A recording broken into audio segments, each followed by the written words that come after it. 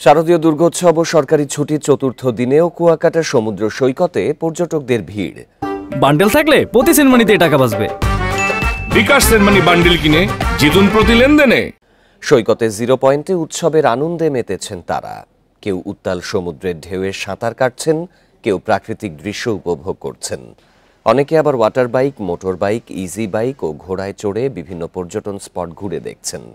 এছাড়া কাউয়ার চর, লাল কাঁকড়ার চর, চর গঙ্গামতি, ঝাউবাগান, শুটকিপল্লী, লেম্বুর বন ও তিন নদীর মোহনা সহ সব পর্যটন স্পটে রয়েছে পর্যটকদের বাড়তি উপস্থিতি।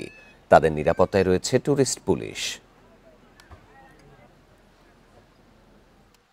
আমার স্কুল বন্ধ দিয়েছে, তাই আমি আব্বুর সাথে আসছি একটা রিফ্রেশমেন্টের জন্য। সমুদ্রের ঢেউ, তারপরে প্রাকৃতিক সৌন্দর্য সবকিছু মিলিয়ে আমার কাছে ভালোই লাগে। সমুদ্রের যে ঢেউ এবং যে প্রাকৃতিক যে পরিবেশ, এই পরিবেশ সত্যি মনমুগ্ধকর। এটা দেখার জন্যই আর কি